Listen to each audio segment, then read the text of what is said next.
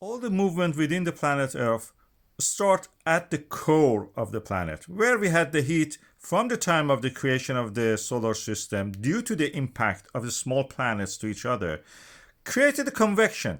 First, it caused melting of the planetesimal and then layering it into three different layers of core, mantle, and crust. The mantle has convection in the case of the Earth, and this convection creates cracks on the surface of the crust of the Earth, creating what we call as continents or plates. And these plates move, and they open up and they close down oceans. One of the most famous oceans is the Tethys Ocean, the remnants of which is the Persian Gulf, Caspian Sea, Black Sea, and the Mediterranean Sea. Creation of this ocean and the closure of it is the subject of this video, is related to that. The Iranian plateau was started when the Paleotethys Ocean was closing down due to the breakdown of the Gondwana. And the Gondwana, when it closed down, on the process, create arcs of islands. Like what we see in Indonesia, these island arcs were eventually joining together from the Africa, which is the remnants and the core of the Gondwana, to the Eurasia, all joining together and ending up as a solid mass, as what we call as the Iranian plateau. Similar to what India has done with the Tibet, we have it here. The island arcs that created Iran are very similar to what we have in plateau of the Tibet at the moment, and what we will have in future of the Indonesian islands. At the moment, you see that these islands are very similar to the island arcs that existed in Iran and now being recreated, we should say, in the Mediterranean by the push of the African plate northward. You can see it here again, the Africa breaking down the core of the Gondwana, Arabian plate, and before that, Indian subcontinent pushing northward and creating the landmass of Iran and Tibet here in this case. At the boundary of the plates, we have this subduction zone in Iran, and this is called the Makran subduction or accretionary wedge in front of it. When the slab of the oceanic crust goes down, it comes back to the surface as a volcano. And this is the distance, 500 kilometers or more, between the trench, oceanic trench, and the volcano. In Iran, this distance, of course, is shorter. And when it goes a little bit toward the northeast, inside the Afghanistan and Pakistan, it becomes a little bit more than 500 kilometers. There is a reason for that. We know it now why this has happened.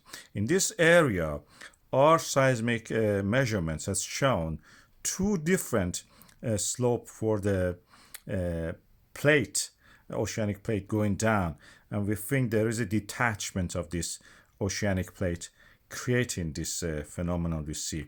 So in Iranian part, the volcanoes are closer to the trench, oceanic trench. This is a unique location because in the Eurasia, we don't have many of these kind of subduction zones. We have it here. And this has created one of the most famous volcanoes in Iran, Taftan. If you are grown up in Iran and have been into primary school, you hear about these kind of volcanoes. Most famous being Damavand, Sabalan, and Taftan. Taftan means molten rock and something that is molten by fire. And people go there. This is a 4,000 meter almost high mountain. People go there. There are fumaroles, and you can see actually the fumaroles emitting gases. These are sulfur gases. And the volcano is actually quite high. So in parts of the year, it can be covered with the snow. And is a challenging visit, of course, for many. And as you can see here, we have two summits here. One of them, I've marked it here, has a cap, I call it felsic dome or felsic plug, that causes explosive eruptions when this felsic caps blows up. We had in the past an example of it is we see here evidence for the older Taftan and the new Taftan after the initial explosion was created, sitting on top of it. And this one also may blow up in future, who knows. But at the moment we have fumarole activity. We consider it as dormant in a way, and fumarole activity sometimes may even be so active that we see molten sulfur on the summit of this volcano. There are reports about eruptions at different times in the 20th century, and we expect another one happening anytime because we are seeing evidence. And that is in the form of the annual or yearly uplift of the ground by 11 centimeters. There are two scenarios or two ways to understand this. One is that at a depth of 500 meters almost, we have a hydrothermal system blocked by the hydrothermal fluid deposits, and then creating a pressure of the gas, and this gas pressure leading to the rise of the whole mountain summit. In this case, this is just a shallow system that is actually rising the summit of the volcano Taftan.